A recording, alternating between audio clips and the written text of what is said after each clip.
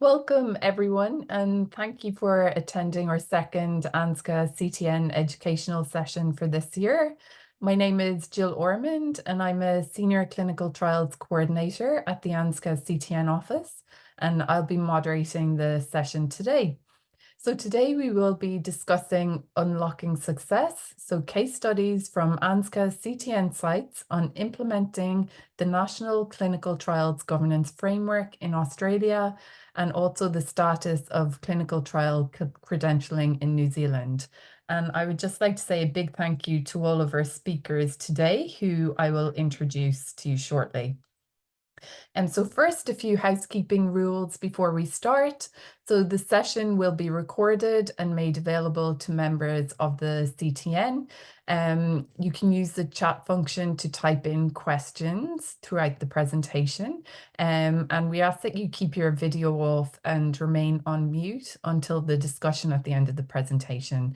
And Karen has put through a attendance register in the link in the chat, and we ask that you complete that, please. So acknowledgement of country. So ANZCA acknowledges the traditional custodians of country throughout Australia and recognises their unique cultural and spiritual relationships to the land, waters and seas, and their rich contribution to society. We pay our respects to ancestors and elders, past, present and emerging.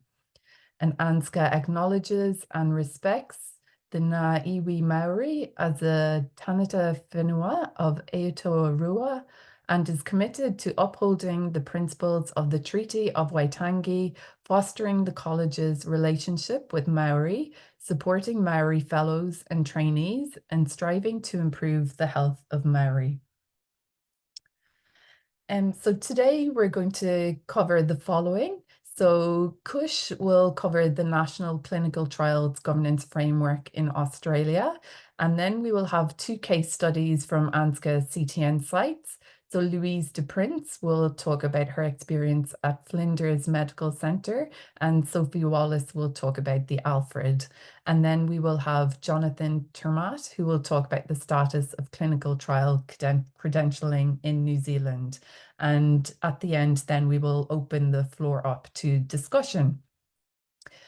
So a little bit about our speakers first. So Kush has worked in Monash Health Research Governance Office for the past 2 years. She has spent the first year as a site-specific authorization coordinator, after which she took on the role of project officer to oversee the implementation of the National Clinical Trials Governance Framework at Monash Health. And as part of this role, Kush has been going around providing education and training to researchers to help prepare for the short notice assessment against the framework. So Louise de Prince is a registered nurse and the research coordinator at Flinders Medical Centre for the last 18 months. But prior to this, Louise has worked at the Royal Adelaide Hospital for 12 years in phase 1 and 2 commercial and anaesthetic trials. So concurrently, Louise also works as a nurse at a private hospital. Louise is also the South Australian and Northern Territory representative on the Anaesthesia Research Coordinator Network, so the ARCAN subcommittee. And outside of work, Louise loves gardening and is trying to get her garden into something resembling a large country garden, which one day she hopes to open to the public.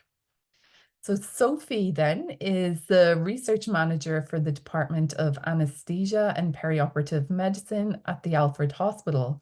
Sophie is a registered nurse with a master's in public health and is currently working on her PhD. Sophie has a long career in research and has coordinated and managed several large international multi-center research trials. And then last but not least, we have Jonathan Termaat. So Jonathan is the research and clinical trial coordinator in anaesthesia and pain medicine in Waikato in New Zealand. He has 10 years experience with the management of large multi-center randomized controlled trials, single center randomized controlled trials and interventional studies. He also coordinates in-house observation data and audits for perioperative medicine. Jonathan is also one of the New Zealand representatives of the ARCAN subcommittee, and he's very grateful to be part of a wider collaborative group of researchers sharing skills to stay ahead of the curve. And outside of work, he enjoys the outdoors, camping, hiking, and fishing with family and friends. So apologies, that was a lot to get through, but thank you again to all of our speakers. And I'll now hand over to Kush, who will run through the clinical governance framework with us. Thanks, Jill. That was a great introduction. Thank you everyone for being here today. I will try and sum up the National Clinical Trials Governance Framework in a nutshell, a 10-minute nutshell, but all the best to me. Before I dive into it though, I'd just like to start off with an acknowledgement to country. I acknowledge the traditional custodians of the land and I pay my respects to them, their culture and their elders past, present and emerging. So to begin with, we have, as everyone would be aware, we have the National Safety and Quality Healthcare Service Standards that have been implemented, and all healthcare services have to abide by these standards and basically pass or meet these standards in order for them to be able to function and operate as a healthcare service in Australia. However, what is this National Clinical Trials Governance Framework? So the Australian Commission in Safety and Quality in Healthcare put together the National Clinical Trials Governance Framework, and it is basically a collection of actions from Standards 1, Clinical Governance, and Standard 2 of the National Healthcare Service Standards. And the sole purpose of this is to integrate clinical trial service provision into routine hospital care.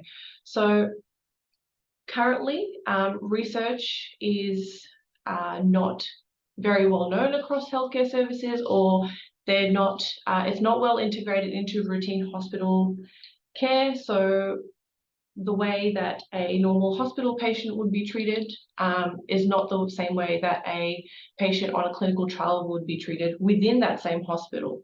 So the whole point of this framework is to allow patients who are on a clinical trial to receive the same routine care as they would as if they were a patient of the hospital. Yeah, so as I said, it's actions from Standards 1 and 2. And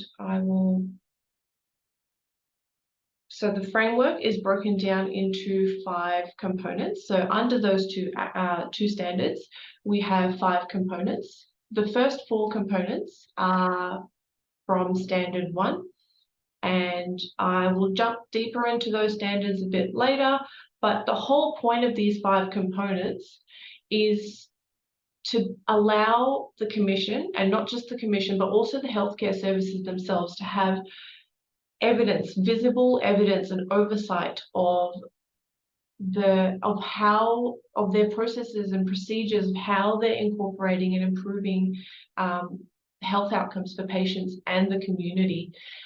It allows us to ensure that the provision of clinical trials is integrated within the corporate or the global governance system of a hospital. It allows us to, it is underpinned by robust safety and quality management systems. These 5 components allow us to maintain and improve the reliability, safety and quality of healthcare on a local healthcare level, but also on a national broader level. So the first standard contains, as I mentioned, the first 4 components, where component 1 is governance, leadership and culture. It looks at the organizational structure. Where does research sit within your organization? Does it even have a place on the map? A lot of healthcare services don't even have research on an actual chart. They don't exist for the healthcare service. So that's a bit of a hard one to meet for those smaller organisations. The second component is patient safety and quality improvement systems. What safety reporting mechanisms do we have in place that allows for us to safely manage any research related incidents or safety reporting, any complaints that come in? The third component is providing a safe environment for the delivery of care. This is very much about the infrastructure, the physical setting. What does the space look like where you are providing clinical care? Does it meet the standards of a normal hospital, like the normal hospital safety standards, or not? And clinical performance, that's the fourth component, clinical performance and effectiveness, which looks at is our workforce, our researchers, our PIs, coordinators, nurses, whoever is involved, do they have the right qualifications and the credentials to be able to deliver clinical trial service? So then the second standard consists of the last and a very, very central component of the framework. It's all about partnering with consumers. This component is central to the framework, as it is all about how we're engaging with our consumers and our patients right from the beginning of a clinical trial. So from the designing and the implementation and the planning, right through to the follow-up of a trial and improvements and feedback. How do we engage with them? How do we receive feedback from our patients and our consumers? What are we doing about the health literacy? Do they know and they understand for things like the Charter of Healthcare Rights? Are they aware of that stuff? Just as a normal hospital patient would be. Yes, and so how are we also engaging with our consumers at an organisational level to improve our procedures and policies for clinical trial provision?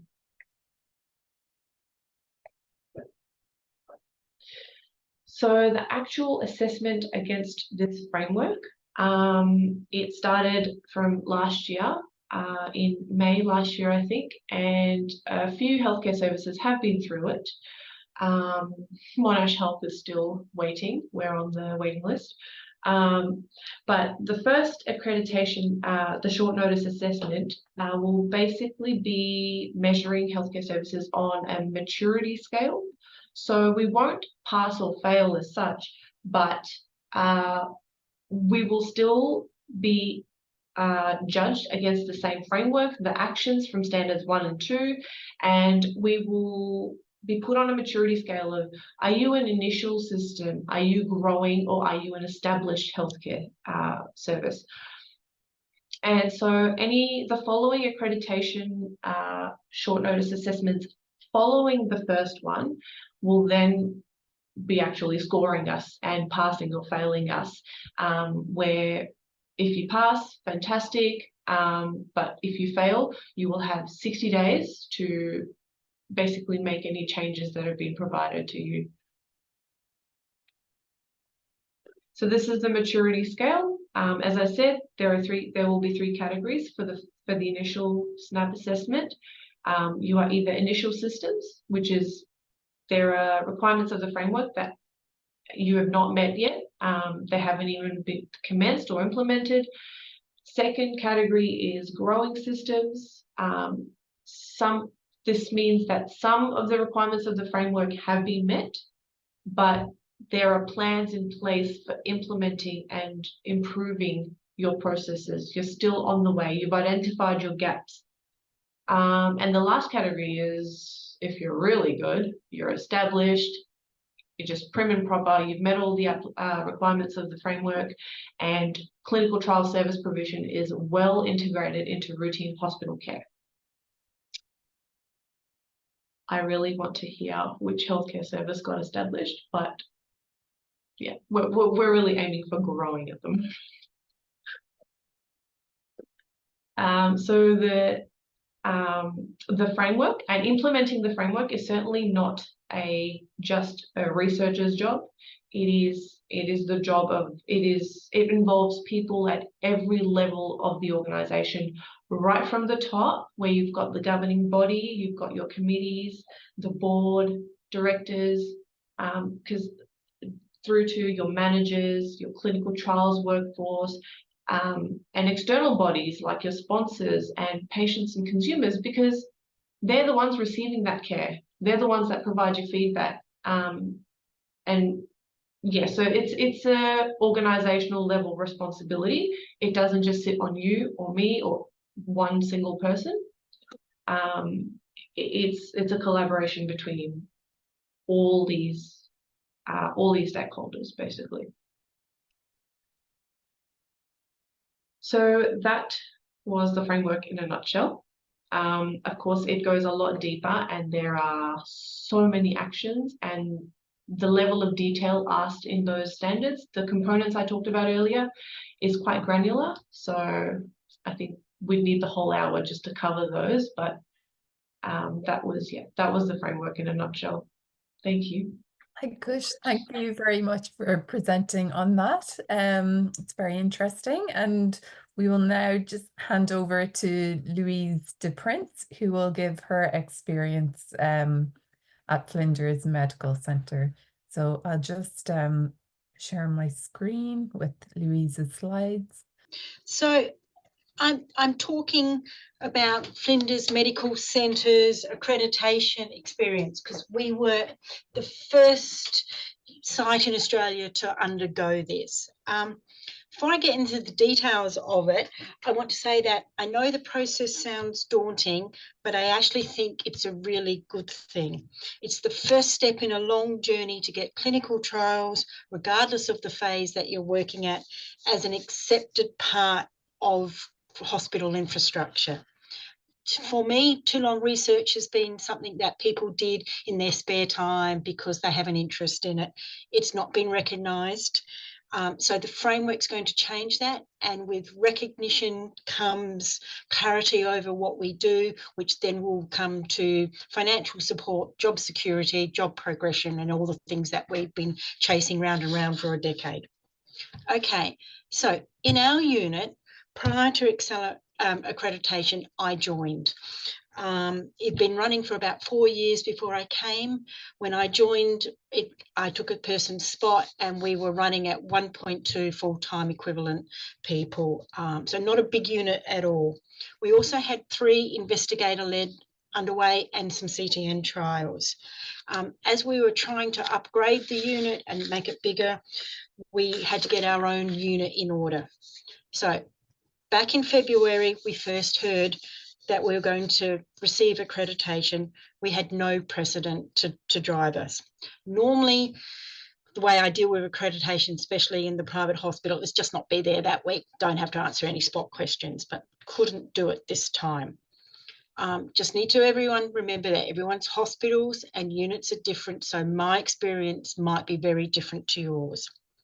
So early 2020, in January 2022, we began the process of creating systems for our unit, like condensed master site files that would encompass both investigator and CTN trials, protocol templates, training templates, delegation log templates, equipment maintenance, archiving logs, all sorts of things that sometimes come with a CTN trial, but sometimes don't come in with investigator-led. So we're just upgrading all that. Next slide, Jill, please. So we had already previously asked all our doctors, our interns, our RMOs and our students to do CVs and GCPs. We had about 30 doctors on our thing, so we created a tracking log to remind the doctors when things were due, because they don't care and they're not interested. Just getting them to sign a CV was hard enough. So we're doing all this. We had central filing happening on our S drive. So then, and on top of that, we're doing our routine everyday businesses, tracking and recruiting and research, data queries, all that sort of thing. So we were fairly busy with a 1.2 FTE. Right, slide 4. So while we were doing this, accreditation came along. Not sure about the rest of you, but the hospital gives us generic emails on how to get ready for accreditation. As hospital staff, we need to make sure all our mandatory training is also up to date, like infection control, basic life support, medication management, performance reviews. So they're tasks you have to do on top of all your other stuff as well. And in our unit, that had begun to slip under the radar because we were doing everything else. So we had to spend time doing that. One of the main issues we had with accreditation with the National Clinical Trial Governance is the spotlight was on our research governance department, who actually were woefully unprepared, under resources, under financed, everything else. So several months before accreditation, they got more staff and they started trying to get the governance office up to scratch. So slide 5, Jill, if you can do it. So they started asking us for information. Our biggest burden was the development of our standard operating procedures. We knew that we needed to make some standard operating procedures. They were on our radar when we were had finished all the other documents here. So basically what happened was our governance office sent us our national clinical trials frameworks and said, you need to create 13 SOPs from this. Here's the templates. Can we have them in 2 weeks? And then we'll sign them off. So they're a subsection of the framework. They've been around in Victoria for a lot longer than they've been in South Australia, and none of us knew anything about them. And they're our 13 SOPs that we were meant to make. It created havoc for Vanessa and I, because none of us had written a SOP before. We asked the governance office for help and they said, yeah, we'll try and get you some from one of the other 47 clinical trial units in the hospital. They came back a week later and said, nope, only one person's got them and they're not going to share them. So we had to then turn around in about 10 days and create all of these, work out what we were needing, find something. So we got them off Alfred Health, Barwon Health, New South Wales, Murdoch Children's, some from Canada, just so we had an idea of what we were looking at. And we did acknowledge those in our links. Took ages. It's a lot of extra hours, weekend work.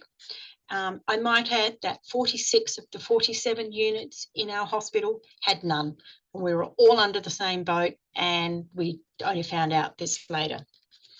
Okay, another part was desktop audits. This comes into under framework 1.1, where they have the right to show that we're doing right governance. So they asked us for this.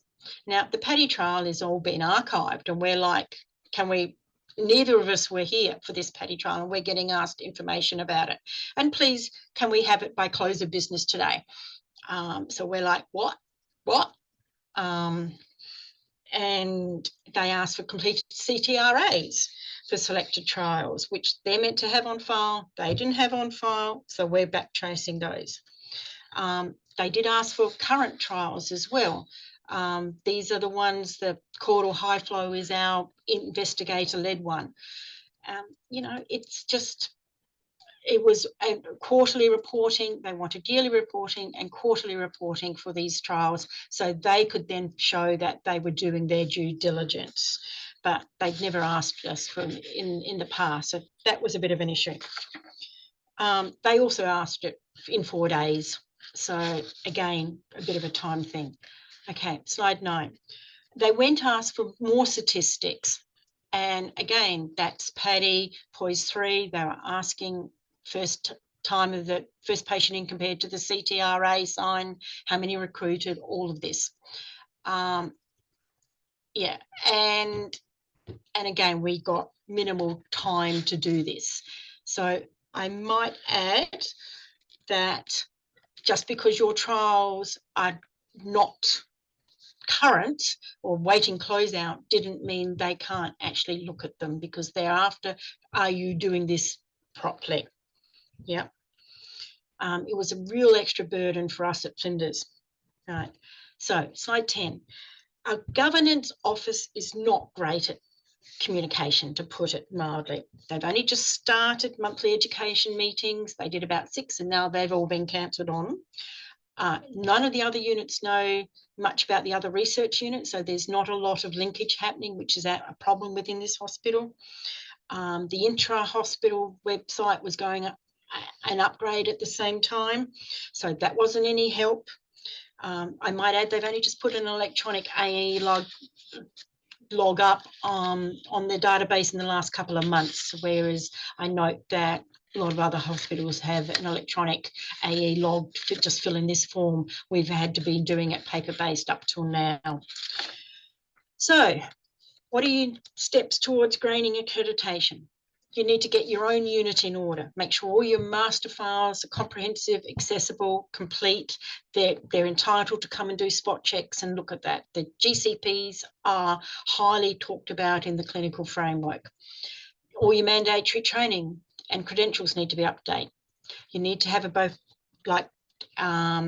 good knowledge of trial consenting, hospital consenting and how it varies, because that's one thing they're really big on.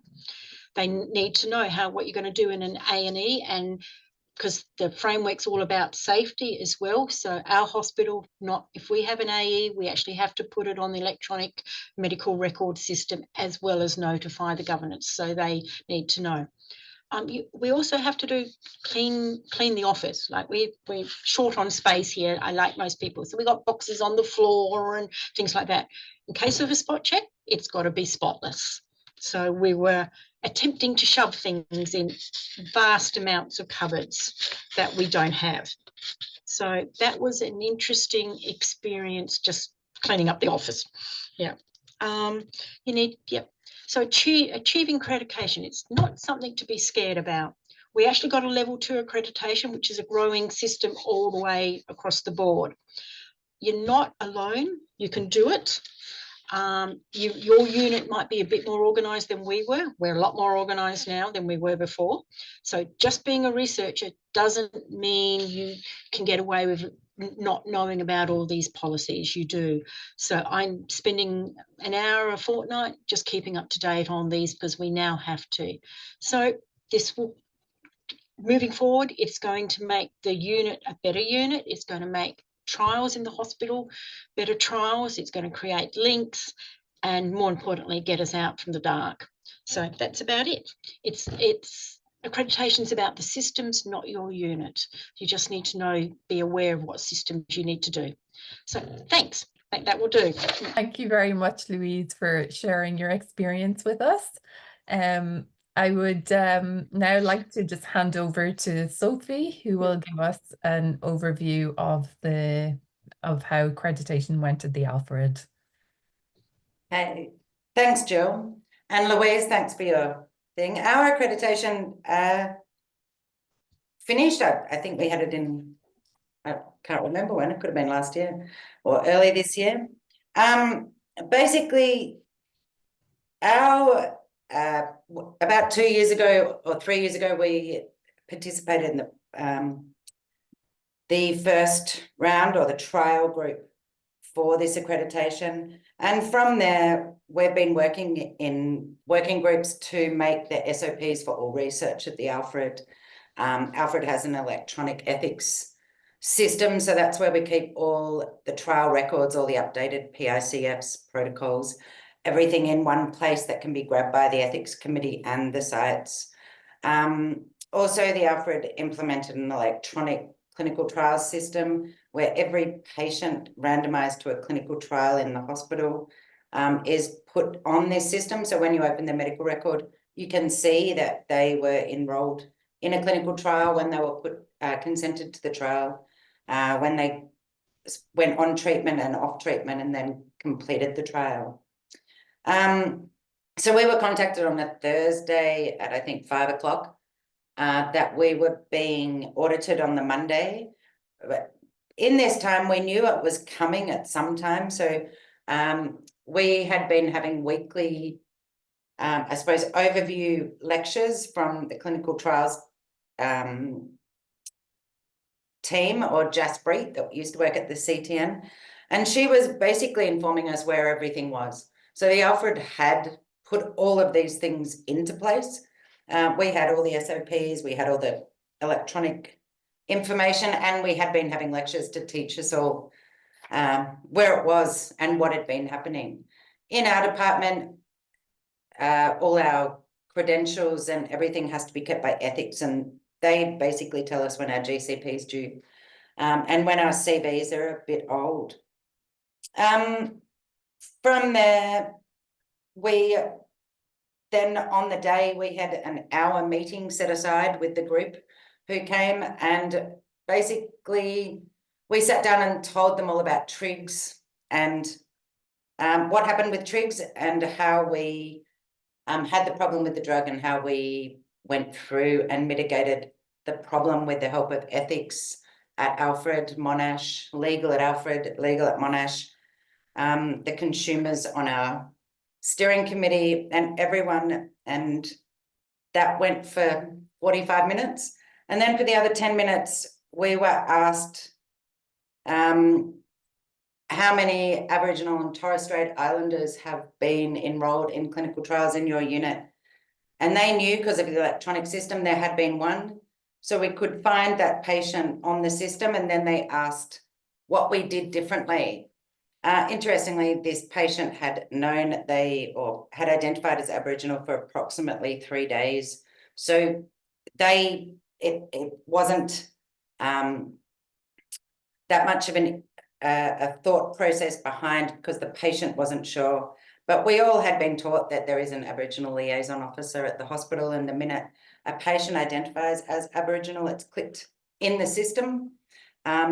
And the Aboriginal liaison support person has to be there to see the patient in a certain time period of admission. So that was all set up and done. So accreditation for us was no change to daily routine. It was a number of meetings that we had to go to, but I suppose been working towards it for 2.5 years, making all the SOPs and the documents appropriate for research in the hospital. So I think I've been on 7 working groups on the SOPs.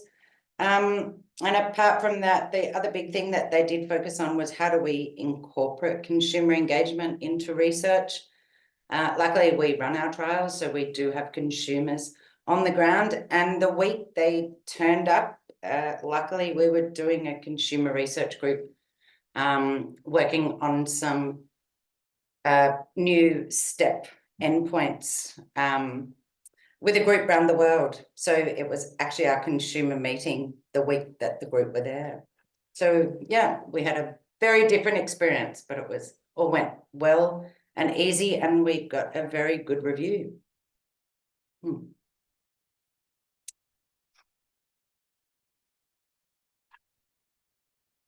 Brilliant. Thank you very much for sharing as well, Sophie. A very different experience to what Louise went through. So I'm sure there'll be some interesting questions when we get to discussion for both of you. But I would now like to hand over to Jonathan Termaat, who is going to tell us a bit about credentialing in New Zealand. Thank you. Thanks very much, Jill. And it's interesting to hear the 2 experiences already. So a very different picture in New Zealand when it comes to national standards, which is that there aren't any, or in terms of accreditation more specifically. So not at a national level. So the hospitals are accredited every 3 years, but it remains a random process of selection of patients who are reviewed through that process. So whether you have some people on your trials who are selected, and that is totally random. The research office itself doesn't go through that a process, rather just the quality assurance aspect of the hospital as a whole. So not research specifically. So that's at a national level. In terms of New Zealand's public health structure, for the last 25 years, the health system has been broken into 23 health boards, and they were ultimately responsible for sort of maintaining that standard. So each hospital was in some ways left to her own devices, and so there are different standards depending on where you go. So we have our own set of SOPs for our institution, which were written by sort of the powerhouses of our hospital: cancer, oncology, hematology, and not always specific to all the areas. So the last, at our institution at least, 7 or 8 years has been refining those and making them more generic to apply to more of the research groups through the hospital. We do have a governance board made up of with one person and a 0.6 FTE for a hospital with 650 beds. One of the key themes within New Zealand's health review of late has been the unequal spread of resource across the country, and that's one of the targets Wellington wants to address over time. So the 23 district boards have been disbanded and centralised to Wellington into one organisation called Health New Zealand, and it's early days for them. At this stage, they are canvassing the country at a corporate level to institute more national-led provision of health to reduce duplication. So the benefit of this is we're already relatively small. We have 5 million people. We have countless sort of software packages in different hospitals that can't communicate with each other or can't communicate with public health. And so there's an opportunity there to create greater transparency.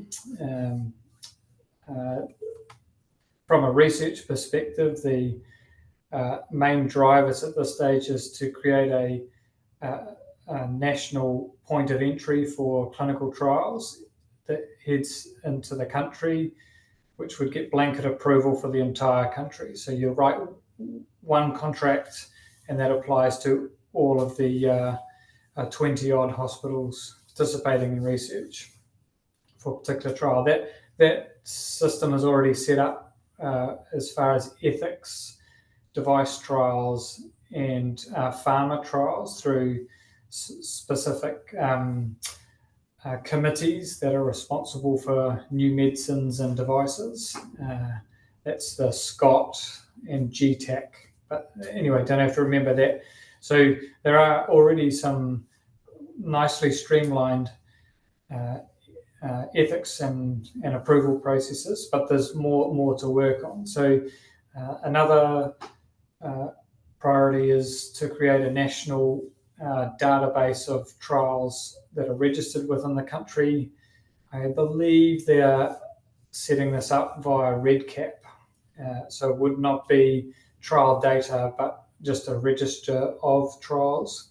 Currently, at our institution, we're expected to keep a record of the trials are running, what stage they're at, reasons for decline, and ethnicity data is also an important thing that we collect around Māori and Pacific Island patients, and the expectations around trials being reviewed by Māori Research Council and that too. It's all part of it. So yeah, it's a lot thinner. I did talk to the national representatives in Wellington leading up to this meeting, and I really didn't get an impression that there was an appetite to institute more regulation.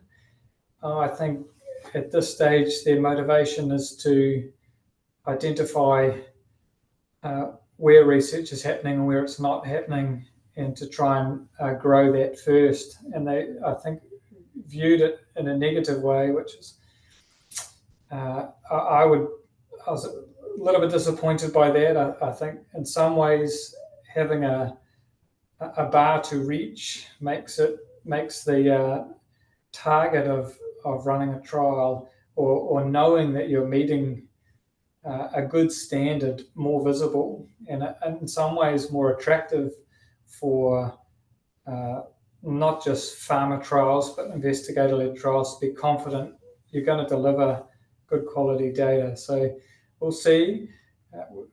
I think it will come, especially when you see that sort of encouraging effort to make something a bit better than it has been in terms of the general public health too, and oversight. It's been one of the criticisms of the New Zealand system with its siloed health boards that it has been too far removed from I guess, policy. Yeah. Brilliant. Thank you very much, Jono, for going through credentialing in New Zealand as well. So just a reminder for people, if they have any questions, to put them in the chat, and also to complete the register, which you should find the link in the chat. And just before we go to discussion, I have 2 points to bring up with everyone.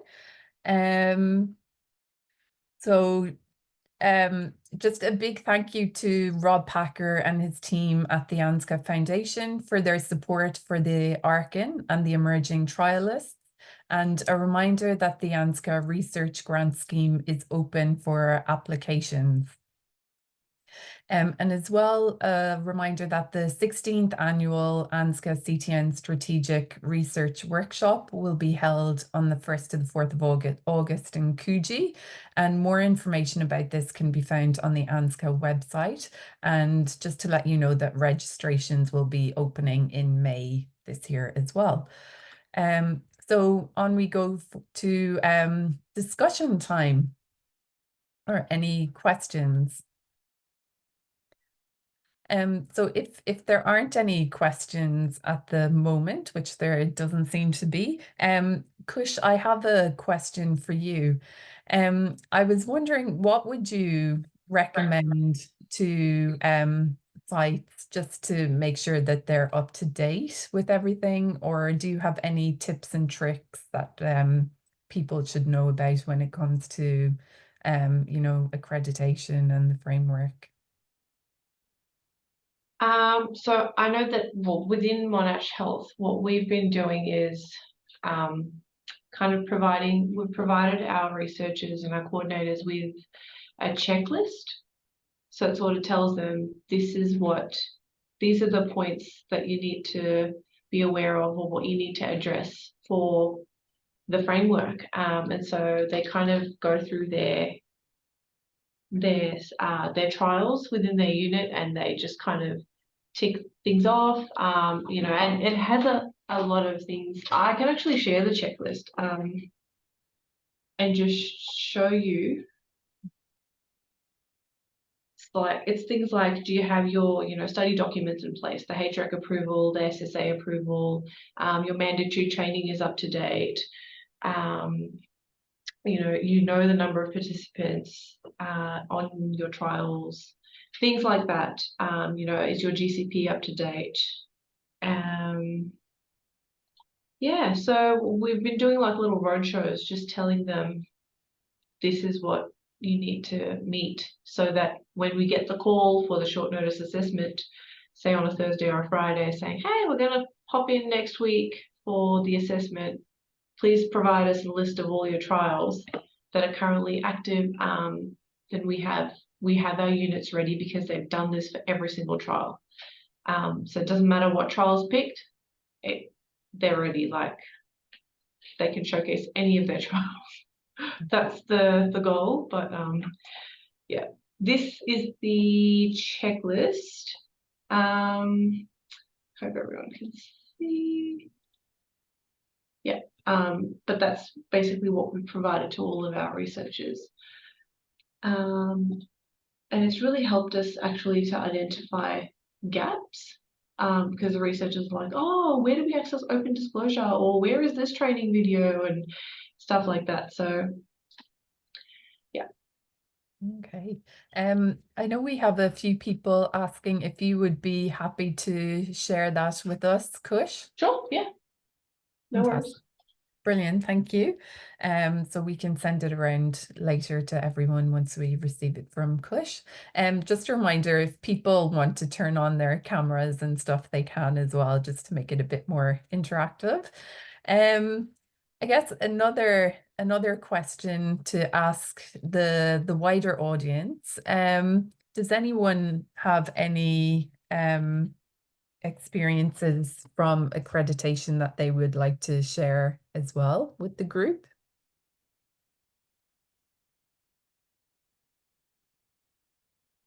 No. Well, I know I discussed with one of the other research coordinators at Royal Melbourne Hospital, and I know they've gone through accreditation as well, and they said that really it was the principal investigator who was in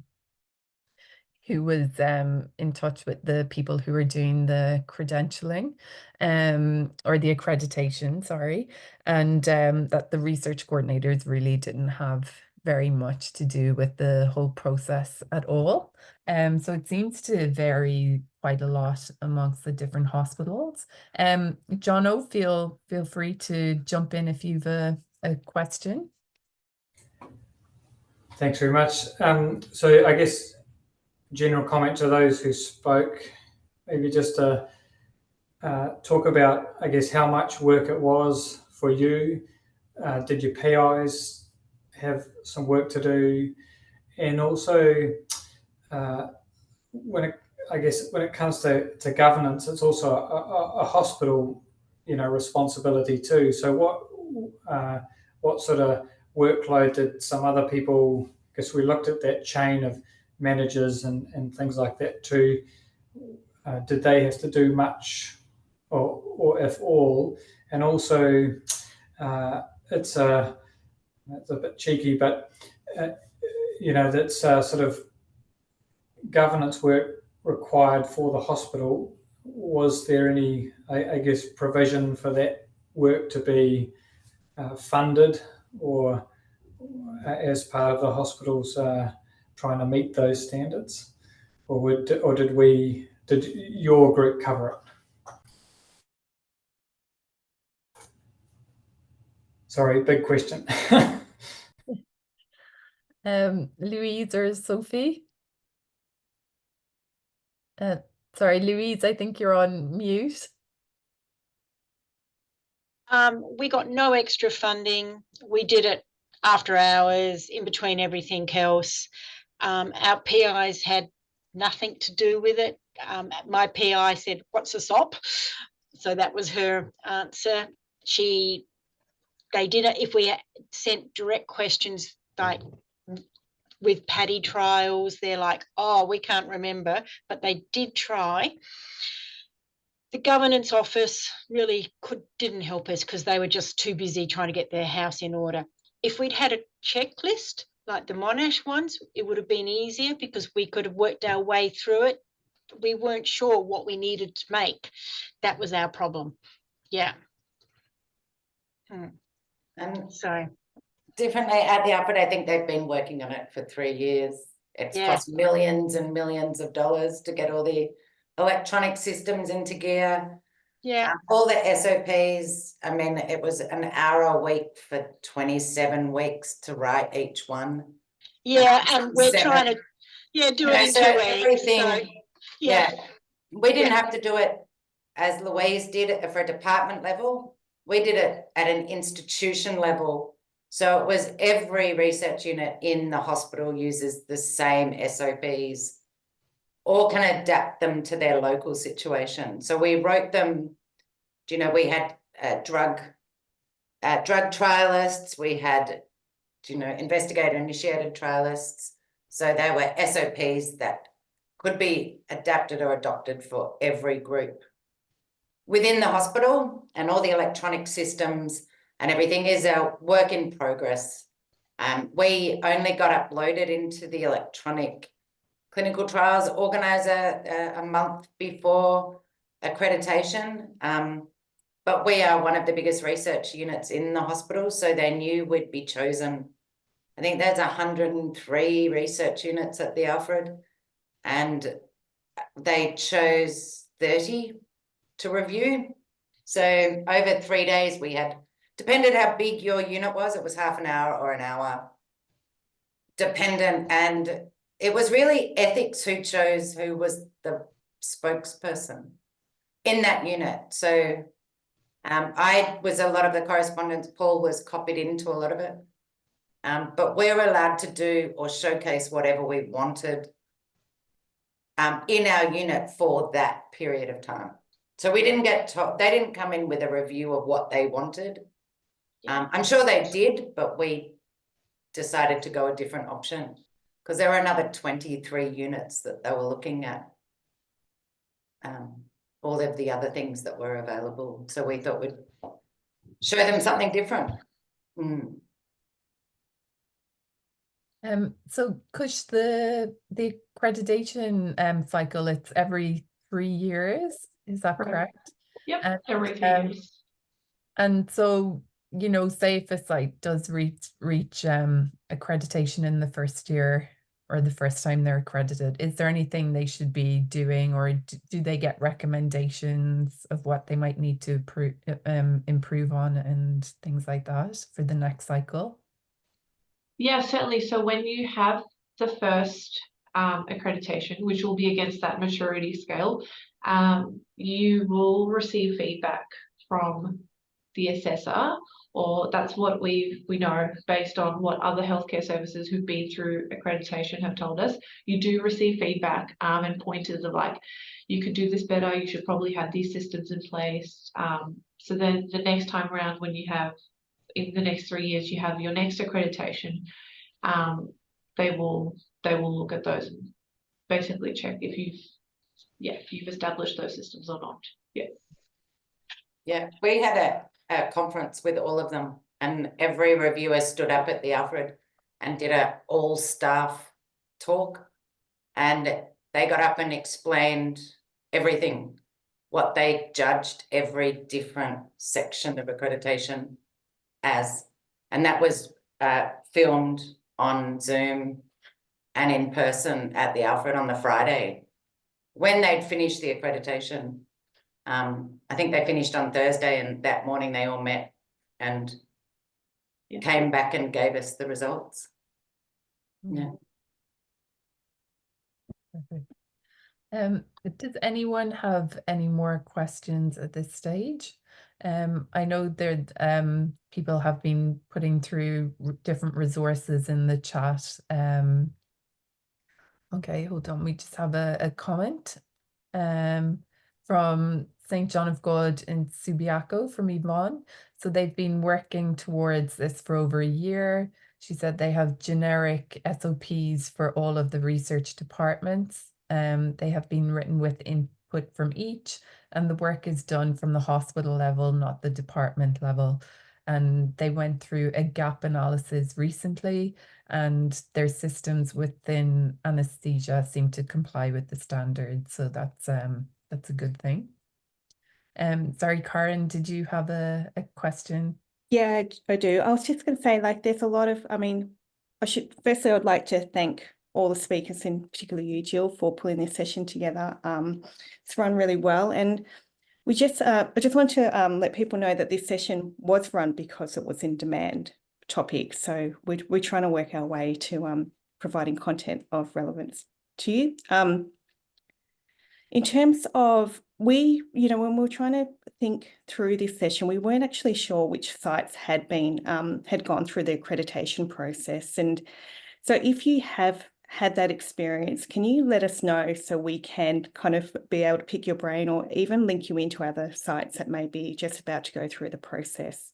Because I think the insights are really helpful, as we can see from today's session.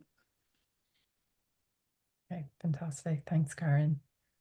So yes, I think unless there's any other questions, we can bring the session to a close. But yes, if anyone does have any questions for any of the speakers or anything, they can always contact me as well, and we can get more information. And I will follow up with Kush as well for her checklist. I just emailed it to you. I am unable to share it, so I tried, but yeah, I've emailed it through. Happy to share it around as well. Yep. So. Amazing. Thank you so much, Kush. And that checklist was put together in consultation with some healthcare services who have been through accreditation. So, yeah. Okay, fantastic. Very, very useful tool for everyone to use. Brilliant. Well, thank you again to all of our speakers, and yes, we'll see everyone soon, I guess, and have a good day, everyone. And